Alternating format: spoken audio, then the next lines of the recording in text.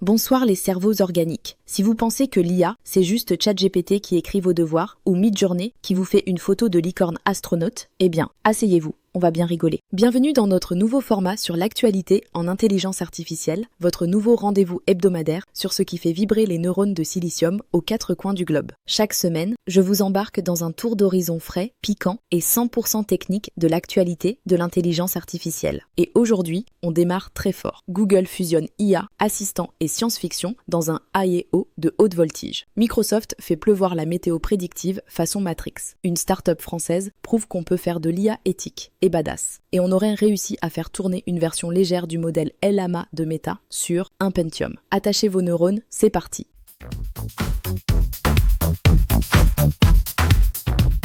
Commençons par du lourd, du très très lourd. Google, qui a déjà ses mains dans vos mails, votre agenda et votre cerveau via YouTube, vient de balancer une salve de nouveautés IA qui ferait rougir même Skynet. Direction Mountain View, en Californie, où Gontran a tenté de survivre à une déferlante de keynote et de café-filtre américains. Merci Kaya.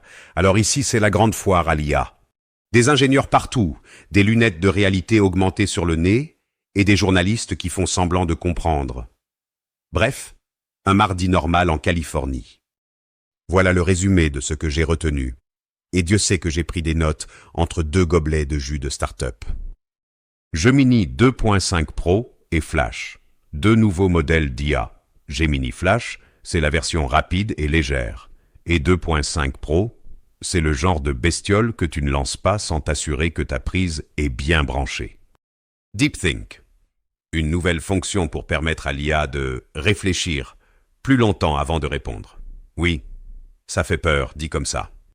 Veo 3 et Imagen 4, génération de vidéos et d'images ultra réalistes. Avec ça, tu peux réaliser un court-métrage de science-fiction pendant ta pause déjeuner.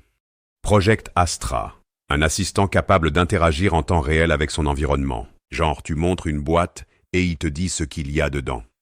On appelle ça de la télépathie avec capteur. Gemini Live, l'assistant qui vit dans toutes les applis Google, Maps, Gmail, Doc. Il te souffle ce que tu voulais faire avant même que tu le saches.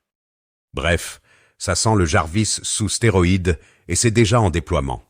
Bon, je t'avoue Gontran, j'ai compris un mot sur deux. Domigeek, tu peux nous décortiquer ça comme un neurone logique ? Ce que Google fait ici, c'est connecter tous ses services autour d'un cerveau central. Gemini n'est plus juste un chatbot, c'est une IA multimodale capable de gérer texte, images, vidéos, sons, tout ça dans un seul flux logique. Le plus impressionnant, c'est Astra. Il traite l'image en direct, anticipe des actions, comprend des intentions. On parle ici de réflexes contextuels. Et avec Gemini Live, Google crée l'assistant omniprésent, intégré à ton quotidien, une IA qui n'attend pas ta question, mais qui t'aide dès que tu ouvres ton appli. Ça pose évidemment des questions de vie privée, mais sur le plan technique, c'est monumental. Merci Domi, merci Gontran. Conclusion, Google veut que tu parles à ses IA comme tu parles à ton chat. À une différence près, les IA, elles te répondent et elles t'écoutent, toujours.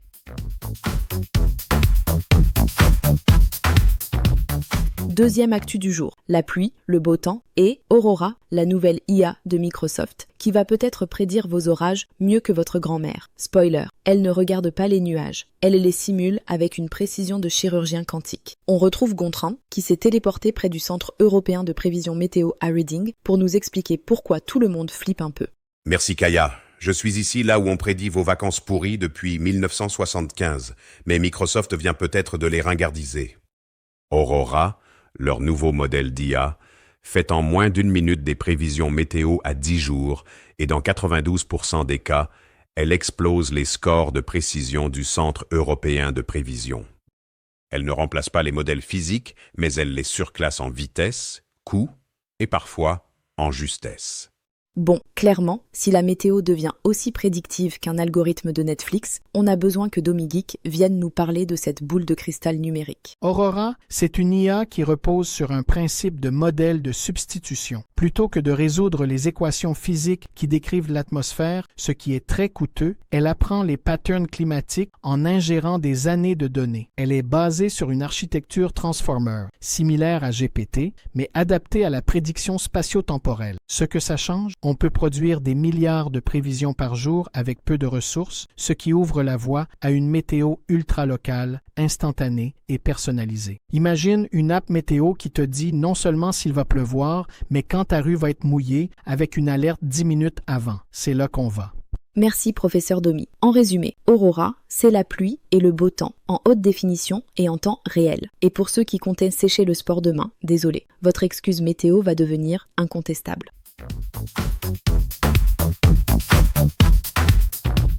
Alors, on a vu Google qui pense pour toi, Microsoft qui prédit ta météo, mais qui veille sur toi? Spoiler, ce n'est plus un garde moustachu avec un talkie-walkie, c'est Orasio, une start-up bien décidée à sécuriser l'Europe grâce à l'intelligence artificielle. Et comme on ne rigole pas avec la souveraineté numérique, c'est Made in EU, hébergé en local, entraîné chez nous, avec du code qui sent la baguette chaude et la cybersécurité. Bienvenue à l'entrée d'un site sensible. Je ne dirai pas lequel parce que... justement, c'est sensible. Ici, l'IA d'Orasio tourne en tâche de fond. Et dès qu'un événement suspect se produit, départ de feu, intrusion, activité inhabituelle, elle le détecte en temps réel, sans se fatiguer, sans cligner des yeux. C'est comme un agent de sécurité surcaféiné, multitâche et incorruptible. Et la grande différence ? Orasio traite, héberge et entraîne ses IA intégralement en Europe. Pas de fuite de données, pas de cloud californien flou. Et en avril dernier, ils ont levé 16 millions d'euros pour étendre leur présence sur les forêts, les chantiers, les entrepôts et, devine quoi, les smart cities. Ok Gontran, maintenant je flippe de ma webcam. DomiGeek, rassure-moi ou termine de m'achever. Comment ça marche sous le capot, cette IA gardienne? Ce que fait Orasio, c'est de la computer vision renforcée par apprentissage profond. Leur IA analyse des flux vidéo en direct, identifie des comportements anormaux et déclenche des alertes en moins d'une seconde. Techniquement, ça repose sur des modèles convolutionnels hybrides, enrichis de règles métiers spécifiques. Un feu et de la fumée avec une chaleur anormale, une intrusion est un déplacement non prévu et une présence hors horaire, etc. La vraie différence, c'est que tout cela est orchestré sans cloud américain avec une exigence de confidentialité et de souveraineté. Et ça, c'est rare dans le domaine. Donc pour résumer, Orasio, c'est un mix entre Batman, la CNIL et une caméra de surveillance dopée à l'IA. C'est français, c'est intelligent et ça vous regarde, littéralement.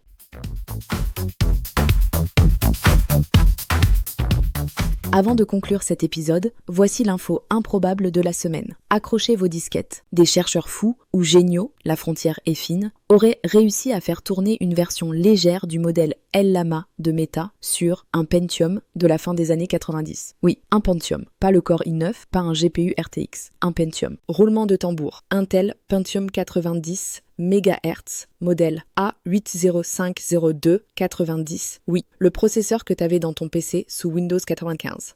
Alors ici, j'ai sous les yeux une bête de course des années 1990.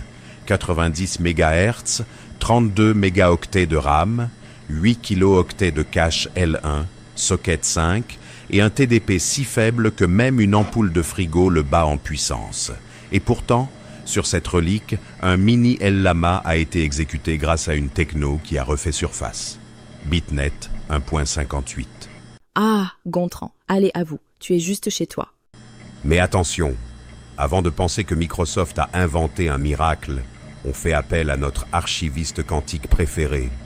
Merci Gontran. Alors oui, Bitnet 1.58 fait l'effet d'un buzz récent car Microsoft l'a récemment réutilisé dans des systèmes concrets, notamment autour du modèle Aurora. Mais soyons précis, Bitnet 1.58 n'est pas une découverte 2025. C'est une architecture de quantification présentée dès mars 2024 dans un papier de recherche. L'idée, réduire la taille des poids des modèles LLM à 1,58 bits tout en conservant une qualité de prédiction comparable à du 8 bits. Résultat, les modèles deviennent ultra compacts et peuvent tourner sur du matériel d'un autre âge, comme ce Pentium 90 MHz. Est-ce pratique? Pas vraiment. Est-ce geekement sublime? Absolument. D'ailleurs, si tu veux comprendre comment cette magie binaire fonctionne, je te prépare une vidéo ultra technique, dispo lundi sur la chaîne, où on décortiquera BitNet 1.58, ses maths, son implémentation et comment, oui, on a compressé un LLAMA jusqu'à lui faire tenir en moyenne un bit par poids. Tu veux comprendre comment un Pentium monocœur à 90 MHz peut ressusciter et faire tourner un LLM? Spoiler, ça implique des hacks, des maths et beaucoup trop d'heures de compilation. Alors abonne-toi et sois là lundi parce qu'on va te faire voyager 1,58 bits à la fois. Si vous pensiez que l'intelligence artificielle stagnait, je crois qu'on vient de vous prouver qu'elle fait plutôt du parcours. Des IA qui raisonnent, prédisent de la météo mieux que votre oncle Jean-Pierre, surveillent vos forêts en temps réel et maintenant tournent sur du hardware des années grunge. Sérieusement. L'IA, c'est plus une révolution, c'est une mutation accélérée et c'est pas fini. Abonne-toi, active les notifs, envoie ce bulletin à ton pote ingénieur qui jure que tout ça, c'est du bullshit marketing. On se retrouve lundi pour une vidéo technique hardcore sur BitNet 1,58 et la semaine prochaine pour un nouveau bulletin brûlant d'actualité sur l'intelligence artificielle.